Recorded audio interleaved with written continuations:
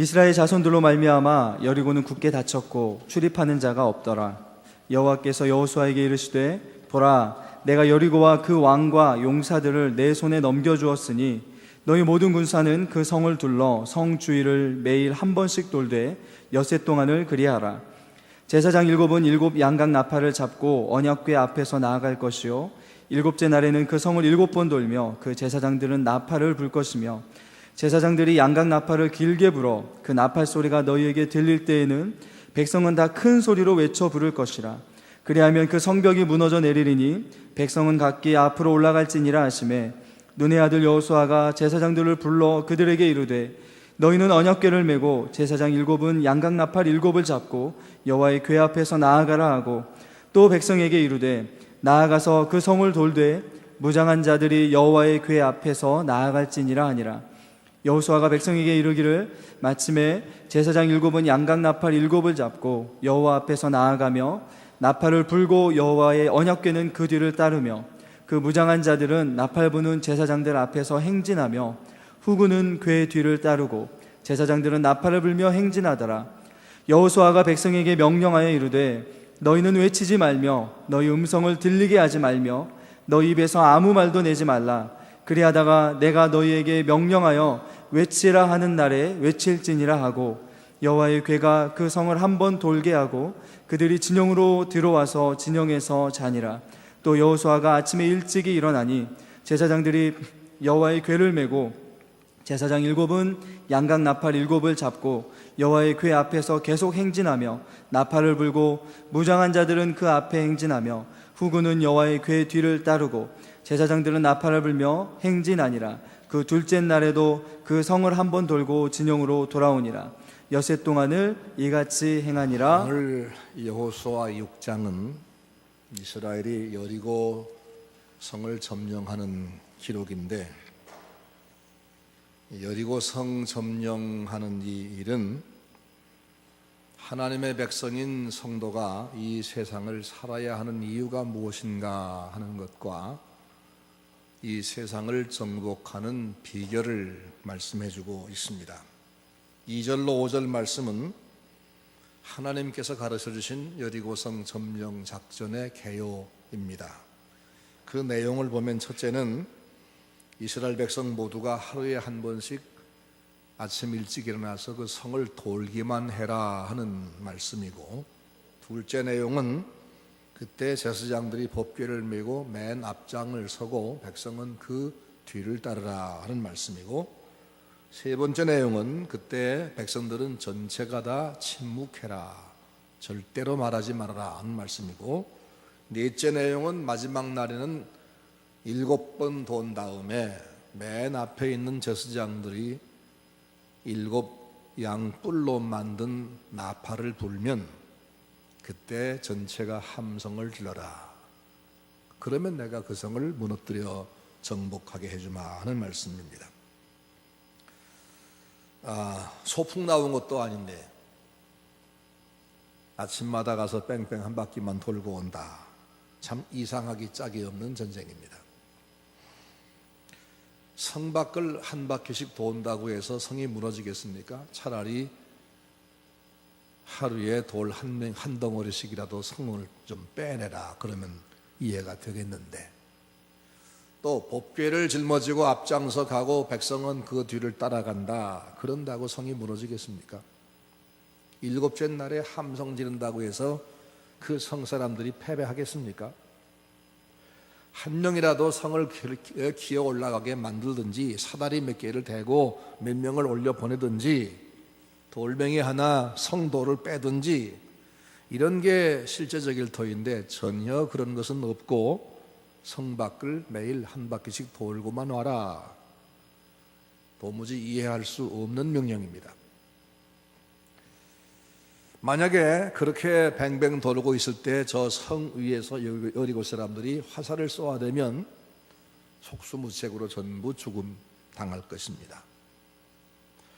마치 이 명령은 여리고 성을 점령하기 전에 요단강을 건너와서 겨우 지금 이제 평지에 도달했을 때 교두보도 확보하기 전에 모든 남자가, 전쟁해야 될 남자가 할례를 받으라 했던 말씀처럼 이해도 안 되고 황당하기 짝이 없는 명령입니다.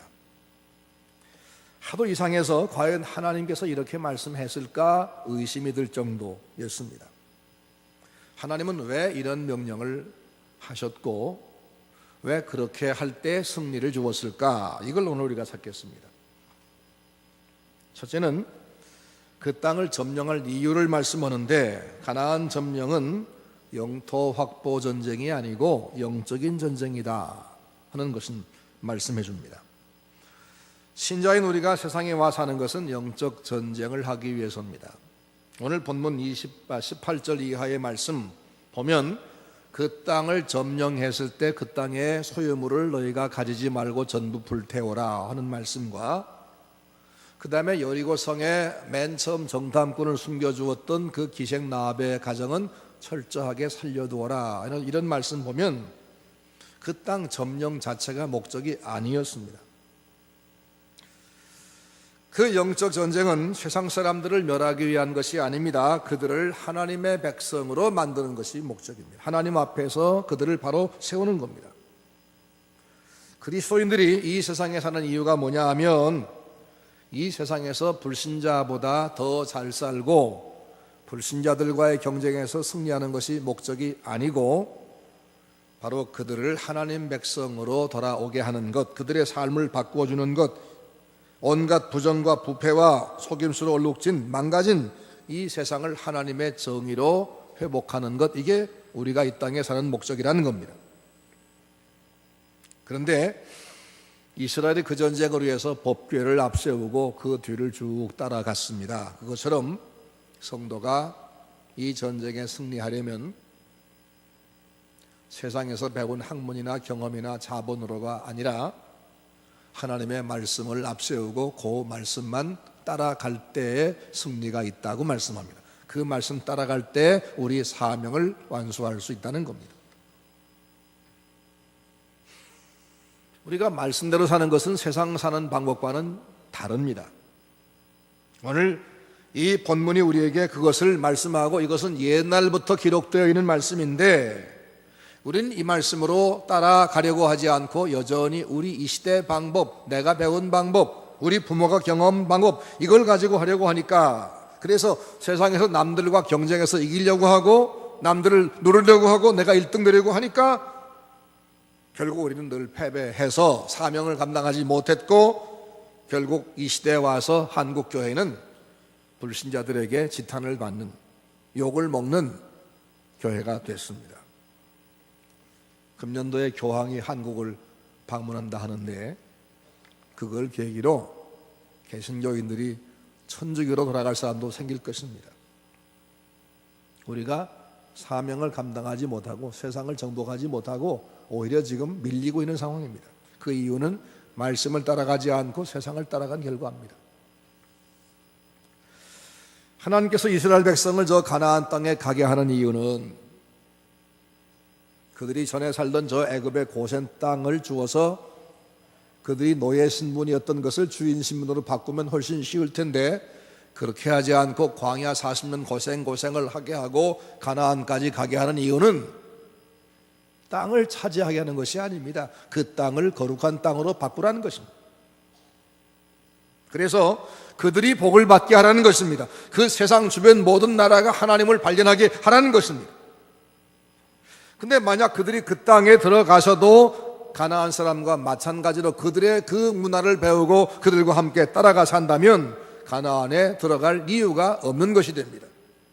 마찬가지로 이 땅의 교회가, 이 전주에 세워진 서문교회가 이 지역에서 하나님의 말씀으로 살아서 그들에게 하나님의 정의를, 하나님의 방법을 소개하고 일러주지 못하고 세상 사람과 똑같은 방법으로서 함께 경쟁해버리면 여기 교회가 세워질 이유가 없다 그 말씀입니다. 성도는 세상에서 사업을 할지라도 그들과 같이 하는 것이 아닙니다. 가장 정직하게 가장 좋은 물건을 만들고 더 나은 서비스를 제공하고 바람직한 고용 창출을 이루고 성도답게 경영해서 하나님께서 어떻게 우리의 이웃을 대하며 사회에서 사명을 감당하게 했는지 이걸 보여주는 것입니다. 처음에는 그것이 무모해 보입니다. 백전백패할 것처럼 보입니다. 하지만 주님께서 승리하게 한다고 약속하셨습니다. 성도는 공부하는 것이나 장사하는 것이나 결혼하는 것이나 모든 것이 근본 목적이 다릅니다. 단지 그들 속에 끼어 들어가서 그들보다 우위를 점령하는 것이 아니라 하나님께서 왜 우리를 창조하셨는지, 세상을 창조한 다음에 그걸 왜 우리에게 맡겼는지, 우리를 왜 부부가 함께 살게 했고 왜 우리가 함께 살게 했는지 하나님의 그 근본 질서를 회복하게 하는 것입니다. 그래서 사람들이 자기 욕심 때문에 망가뜨린 세상의 상거래, 법질서, 사상, 문화, 생활, 이걸 고쳐서 하나님이 원하시는 본래의 모습으로 회복시키는 것, 바로 이것이 이 땅을 정복하는 것이라고 말씀했습니다. 이것이 영적 병사인 성도의 사명입니다. 그리고 그 여리고성을 점령하는 그 능력은 이스라엘 군사력이 아니었습니다. 하나님의 능력이었습니다. 이스라엘이 말씀하신 대로만 순종했더니 7바퀴 마지막 날 돌고 나서 제사장이 나팔을 불고 백성은 그 소리를 들으려고 모두가 조용히 귀를 기울이다가 한꺼번에 함성 지르는 순간에 그 함성 소리 때문이 아니라 하나님이 지진을 일으켜서 성을 무너뜨려 버렸습니다. 그 광경을 보고 그 여리고 백성들은 그만 기절초풍을 합니다. 너무 두렵습니다. 그래서 싸울 엄두를 못 내고 그날 그냥 파죽지세로 승리를 거두었습니다. 하나님의 방법으로 했더니 하나님이 승리케 했습니다. 우리의 힘으로 세상을 변화시킬 수는 없습니다. 우린 소수입니다. 우리에겐 권력이 없습니다. 그러나 우리가 하나님이 말씀하신 말씀의 방법, 성경대로 내가 살면, 남들에게 강요하기 전에 내가 먼저 그 말씀만 따라가면 불가능해 보이나 하나님이 바꾸시게 되어 있습니다. 이것이 바로 우리 사명입니다. 그러므로 우리가 불신자와 똑같은 방법으로 살면서 경쟁해서 하나님의 힘을 도와 더 하나님의 힘에 도움받아 가지고 내가 좀 이기겠다, 이게 신앙생활이 아니고 세상 사람과 다른 방법으로 말씀으로 순종해서 하나님 나를 도우심으로 세상 사람들에게 본을 보이게 해서 세상을 바꾸는 것, 이게 나의 승리다, 이게 내가 잘 사는 길이다, 이걸 우리가 분명히 해야 할 것입니다. 첫째 말씀은 이스라엘이 가나안 땅을 점령해야 되는 이유를 말씀하셨습니다. 그 다음 둘째는 점령의 방법을 말씀하는데 그 방법이 뭐냐? 침묵이라는 겁니다. 침묵. 말씀을 따라가는 것. 그리고 말씀 따르기 위해서 조용히 귀를 기울이는 것입니다. 매일 한 바퀴씩 성을 돌되 전혀 아무 말도 하지 말고 입을 딱 다물고 성을 돌아라. 그게 참 쉬운 일이겠습니까? 하나님의 말씀을 철저하게 믿지 않고는 절대로 할 수 없는 일입니다. 그런데 2절 말씀 보니까 여호와께서 여호수아에게 이르시되 내가 여리고와 그 왕과 용사들을 내 손에 붙였나니, 내 손에 붙였으니 내가 틀림없이 이길 테니까 라는 말입니다. 어떤 과정을 통해서 그렇게 이긴다고는 그런 구체적인 말씀은 없지만 이긴다는 결과만큼은 분명히 약속했습니다. 그러니까 내가 할 테니까 넌 그냥 묻지 말고 믿고 내 말은 따르고 조용히 따라와라, 이 말씀입니다.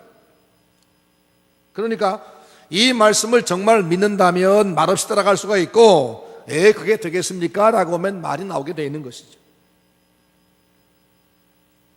그들은 하나님 말씀을 믿고 7일 되기까지 조용히 돌다가 마지막 순간에 양각 나팔 소리를 듣는 순간 이때다 하고 외쳤더니 하나님이 그 성을 무너뜨리셨습니다. 그리고 그들은 그 땅을 점령했습니다. 신자가 하나님이 말씀하신 대로 살아가면 불신자보다 늘 뒤질 것만 같지만, 세상 방법으로는 결론이 그거밖에 안 나오지만, 그러나 하나님이 개입하셔서 승리하게 하시는 겁니다. 그러므로 그때를 기다리면서, 하나님의 때, 하나님께서 승리하게 할 때 기다리면서 조용히 오늘은 묵묵히 말씀을 순종하면 되는 겁니다. 그리고 그 때가 언제냐? 바로 외칠 때 하나님이 개입했던 것처럼 내가 그 결정적 순간에 내가 결단하고 순종할 때입니다.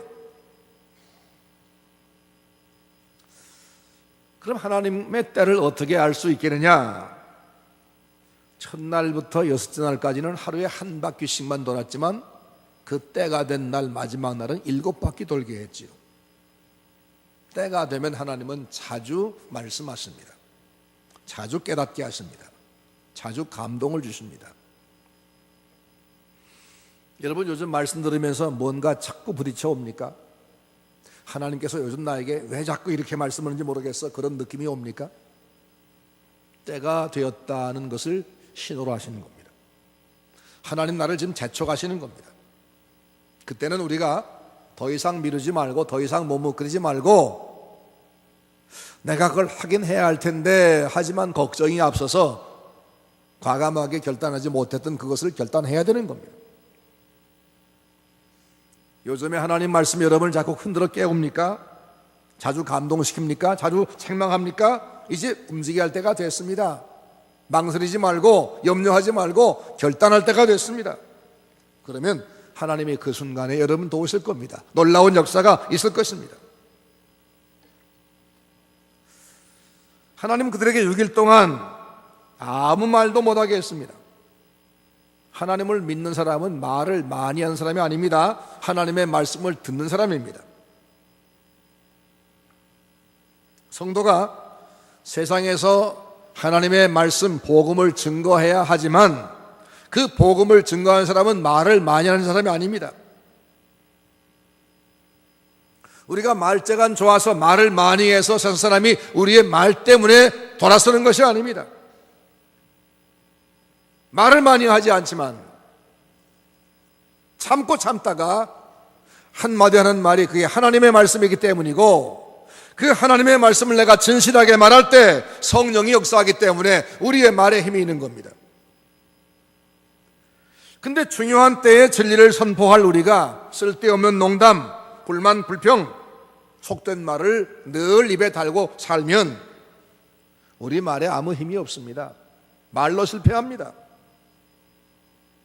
성도가 말을 아끼지 않으면 군인이 소총 가지고 늘 장난치는 것 같아서 제가 상처 입는 것입니다. 하나님 백성이 영적인 싸움을 싸우려면 말을 아껴야 합니다. 아무리 화가 나도, 아무리 궁금해도, 내가 다 결과를 알고 있어서 이거 이렇게 될 거다라고 미리 말해주고 싶어도 하나님의 말씀이 있으면 조용하는 겁니다. 여리고 성 사람들이 보기에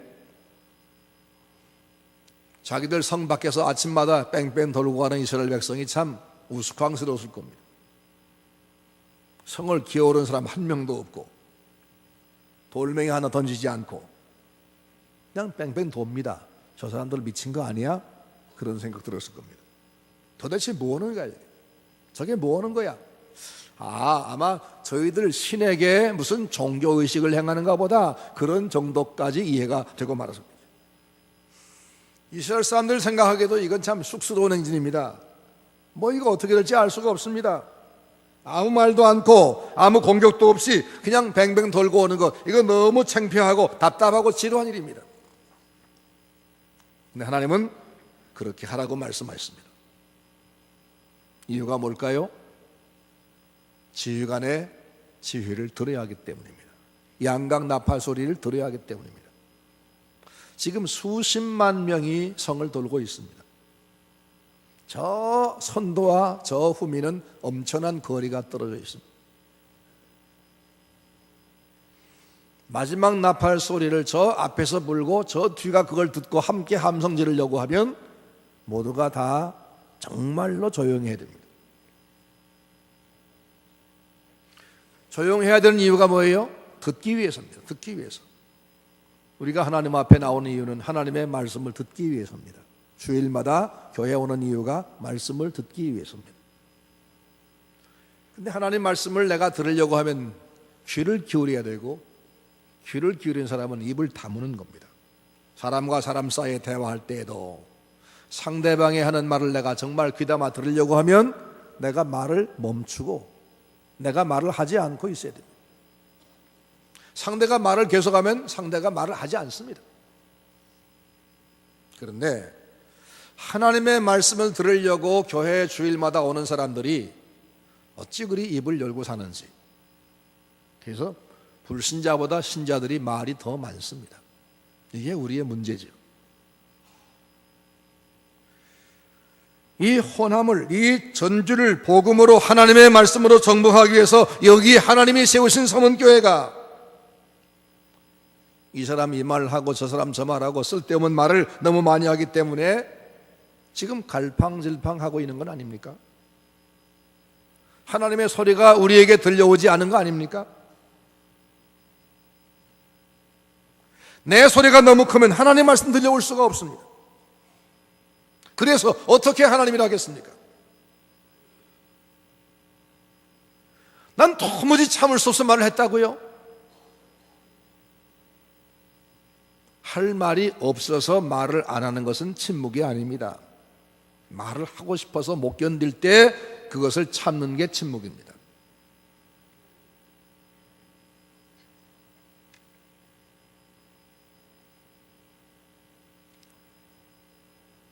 교회가 어려운 일을 만나면 말이 많아집니다. 아무 문제가 없이 평안할 때야 누가 말하겠습니까? 그러나 문제가 생기면 여기저기서 의견이 분분해지는 것이죠. 그때 그 일을 이 길로 가자, 이렇게 가자 결정하는 것은 당회지요. 그 당회가 결정하면 내가 이 말 하고 싶고 나는 이 말 하고 싶어도 모두가 다 잠잠하고 따라가 주는 것이, 그게 조용해지는 겁니다. 내 생각은 이렇지만 틀릴 수도 있어. 이건 하나님의 뜻이 아닐 수도 있어. 난 아직 모르겠어. 그러니까 좀 참자. 이 절박한 상황에서 말하고 싶을 때 그때 참는 그 침묵은 하나님의 개입을 기다리는 기다림입니다. 하나님의 개입을 요청하는 목마른 기다림입니다. 바로 그런 침묵이 필요한 겁니다. 교회가 침묵을 잃어버리면 하나님의 말씀을 잃어버립니다. 교회가 침묵을 잃으면 화목을 잃어버립니다. 교회가 침묵을 잃으면 하나님의 말씀과 화목을 잃을 뿐 아니라 능력을 잃어버립니다. 그래서 소임을 감당할 수가 없습니다. 자중질환 납니다. 침묵은 너무나 중요한 겁니다. 근데 그들의 상황은 정말로 조용하기가 어려운 상황이었습니다. 사람들이 수십만 명이 지금 걸어갑니다. 말을 안 해도 발자국 소리가 시끄러울 것 분명합니다. 아스팔트 길도 아니고 옛날에 도로 돌멩이가 우글우글한 그런 길을 걸어갑니다. 얼마나 발소리가 컸을까요? 게다가 이제 사람이 입을 열어 말하기 시작하면 이 사람 이 말 저 사람 저 말, 거기에 대한 대꾸, 반론, 싸움, 난장판 되겠죠. 말을 안 해도 될 상황 같았으면 하나님이 이런 말씀 하실 리가 없죠. 가만두면 틀림없이 난리가 나게 생겼으니까 말하지 말라고 말씀하십니다. 그들에게 의견이 없는 것이 아닙니다. 의견이 있습니다. 다 하고 싶은 말이 있습니다. 그러나 말하지 말라는 겁니다. 대체 이게 누가 시킨 일이냐? 정말 하나님께서 이렇게 말씀했겠느냐? 저 여호수아가 지어낸 허튼 수작 아니냐? 옛날 모세도 이런 일을 하지 않았어. 별소리 생각이 나겠지. 사람은 누구나 자기가 똑똑하다 생각하기 때문에 누가 한마디 하면 난 10마디 하려고 합니다. 교회에서도 목사님이 한마디 하면 성도들은 10마디 하고 싶습니다. 심지어 하나님 말씀하셔도 별별 핑계를 대고 외면합니다. 그러면서 하나님이 나를 왜 안 도와주느냐 하고 불평합니다. 우리가 정말 하나님 말씀 듣고자 한다면 입을 다물고 귀를 열어야 됩니다. 귀를 열어야 됩니다. 입이 해픈 사람의 말은 사람도 신용 주지 않습니다. 하나님께서도 입이 해픈 사람의 기도를 듣지 않습니다. 힘이 들어도, 분노가 끌어올라도 참고 있다가 내가 정말 해야 될 때, 말을 해야 될 때, 지금 하나님께서 내게 이 말을 해라 말씀할 때, 그때 그 순간에 전체가 함성 지르듯이 우리가 말씀을 해야 합니다. 그때 뭘 말하느냐? 내 견해를 말하는 것이 아닙니다. 하나님의 말씀하는 겁니다. 내가 왜 주일마다 가게 문을 닫고 교회로 가는지, 내가 왜 물질적으로 이렇게 어려움 당하면서도 11조를 꼬박꼬박 해야 하는지, 나는 왜 네가 하는 그 일에는 동참할 수 없는 것인지, 내가 왜 예수를 믿고 믿음으로 사는지, 내가 죄에 왜 동참하지 못하는 건지, 이 이유를 말해야 될 때 정확히 말하는 것, 그게 바로 우리가 입을 가지고 있는 이유입니다. 그 무게 있는 말을 위해서 우리가 평소에는 쓸데없는 말을 참는 것입니다. 이것이 침묵의 목적입니다. 우리가 그렇게 중요한 말을 그때 하게 되면 잘못된 길로 가는 사람들이, 우왕좌왕하는 사람들이, 망설인 사람들이 가슴에 불화살 맞듯이 화끈하고 정신들고 돌아오게 됩니다. 그리고 우리 주위를 압박하는 그들이 물러가는 겁니다. 그때 하나님께서 개입해서 우리에게 승리를 주는 겁니다. 사람들을 변화시키는 겁니다.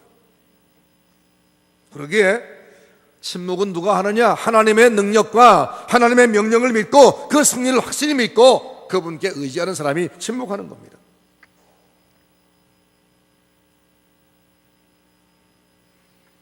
사람에게 가장 어려운 일이 뭐냐 하면 자기 생각을 접고 하나님 말씀대로 순종하는 겁니다. 이건 참 어려운 일입니다. 눈앞에 보이는 상황이 너무 답답하고 이렇게 하면 될 것 같은 생각이 막 들어서 야 이거다 싶을 때, 근데 하나님 말씀은 그게 아니라고 하면 그걸 굴복하고 하나님 말씀대로 하는 것, 이게 어려운 일입니다.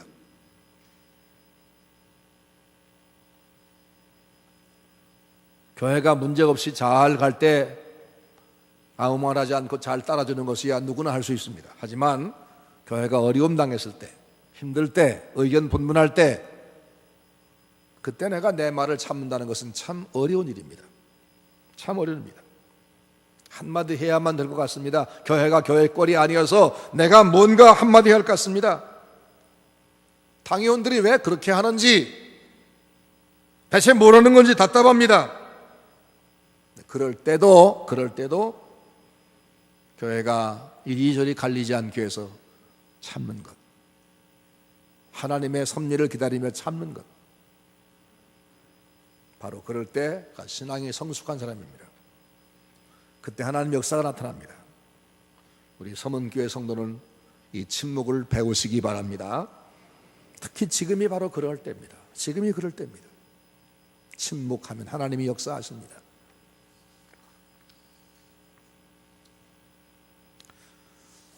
우리 교회는 다음 주부터 점심시간 이용해서 교리 공부를 하겠습니다.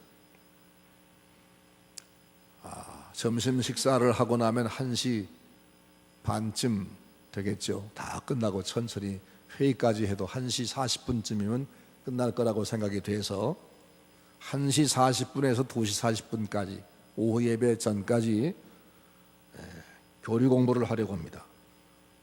우리 교회 정관에도 있지만 신조, 요리문답, 신앙고백서, 사도신경 이런 데 이게 다 교리인데 그걸 다 이제 하나로 뭉뚱그려서 우리가 믿는 신앙의 핵심 교리를 여러분들에게 가르치고 싶어 제가 제안했습니다. 다음 주부터 하겠습니다.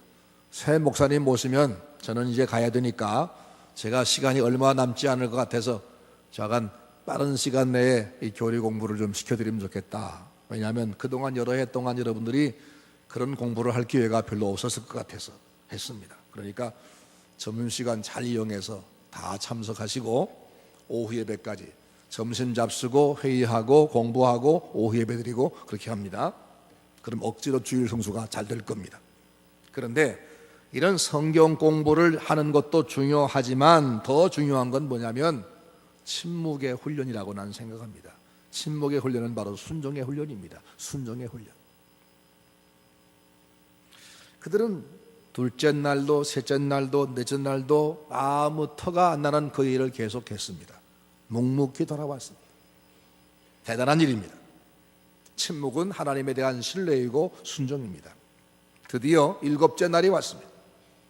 성을 7바퀴를 다 돈 다음에 모두가 더 조용히 양각 나팔 소리를 들으려고 귀를 기울일 때 저 앞에서 은은하게 양뿔 나팔 소리가 들려옵니다. 이때다 모두가 다 함성을 질렀습니다. 그랬더니 하나님께서 그 땅에 지진을 일으켜서 그 성을 다 무너뜨리셨습니다. 고고학자들에 의하면 그 여리고성은 두 겹성이랍니다. 두 겹성인데 안성이 있고 바깥성이 있어. 그 사이에 통로가 있어. 그래서 문이 어긋나 있습니다. 바깥 문을 무너뜨린다고 해도 안쪽 문은 이쪽이기 때문에 문을 무너뜨리고 요 오는 사이에 그 성 위에서 계속 활을 쏘면 적이 다 죽게 되어 있는 그런 난공불락의 성이었답니다. 그런데 그 성이 이상하게 이스라엘 백성이 도는 저 바깥쪽으로 무너진 것이 아니라 전부 안쪽으로 무너졌더랍니다. 하나님이 하신 것이 분명하지요. 하나님은 신실하셨습니다. 하고 싶은 말 많고 의심도 많았지만 끝까지 묵묵히 참고 순종했더니 하나님이 말씀한 대로 승리케 했습니다. 그래서 가나안 땅에 들어가 첫 성, 가장 강력한 성을 아주 쉽게 점령했습니다. 그때 하나님께서 그들에게 하나의 주의를 줬습니다. 그 성에 있는 모든 것들을 다 불태우고 하나도 가져오지 말라. 이스라엘은 광야 생활 40년 했습니다. 거기서 세상 구경한 적이 없습니다. 좋은 거 가진 것이 없습니다. 그런데 거기 가보니까 좋은 금, 은, 보석, 좋은 음식, 좋은 옷들 얼마나 많은지 모릅니다. 만약에 그들이 그것에 욕심이 끌려서 그것을 노력하는 데 마음이 뺏기면 우리가 왜 이 가나안 땅에 들어왔는지, 우리가 왜 침묵하며 순종했는지 이 목적을 잃어버리기 때문에, 사명 잃어버리기 때문에 절대로 거기 있는 것은 하나도 가지지 말라. 전리품 챙기지 못하게 했습니다. 때로 하나님은 우리에게 내가 바라는 것들을 안 주실 때가 있습니다. 우리도 세상의 명예를 얻고 싶습니다. 우리도 부자가 되고 싶은 욕망이 있습니다. 그러나 하나님은 그걸 때때로 금지시키고 안 주실 때가 있습니다. 이유가 뭐냐면 우리의 삶의 목적을 잃어버리지 않기 위해서입니다. 우리가 이 땅에 사는 목적은 부자가 되기 위해서가 아닙니다. 세상을 변화시켜서 전체가 다 하나님 앞에 복받는 부자 이상의 행복을 주기 위해서입니다. 우리 불신 세상이 망가뜨린 이 세상을 하나님의 질서로, 하나님의 명령으로 회복하기 위해서 이 땅에 삽니다. 그 일을 감당하려면 우리는 하나님의 작전 지시에 순종해야 됩니다. 하나님께서 무엇을 명하셨는지, 어떤 방법을 하라고 말씀했는지, 그 하나님의 명령을 늘 우리가 듣기 위해서 침묵하며 말씀 들으며 일사불란하게 따라가면 우리 교회는 121년 전에 호남과 전주를 복음화하기 위해서 여기 교회를 세우신 하나님의 뜻을 완성해서 이 지역을 하나님 나라로 만들 수 있을 것입니다. 이 사실을 우리가 확신하면서 염려하지 말고 하나님 앞에서 말씀만 조용조용 따라갈 수 있는 서문교회 성도가 되시기를 주의 이름으로 축원합니다. 과정은 잘 모르겠지만 결과를 분명히 말씀했습니다. 틀림없이 너희가 이 땅을 점령한다. 내가 너에게 맡겼다. 그러면 어떻게 해요? 말도 안 돼요. 이럴 것이 아니라 알았습니다. 그러면 오늘 내가 내 삶의 현장에서 말씀하신 대로 한 걸음 한 걸음 가겠습니다. 묵묵히 가겠습니다. 이렇게 말씀을 따라가는 침묵의 귀중성을 몸에 인식하고 배게 하셔서 일사불란하게 우리 교회 부과하신 명령을 감당해 나가는 우리 서문교회 성도 여러분들 그리고 우리 교회가 되기를 주의 이름으로 축원합니다.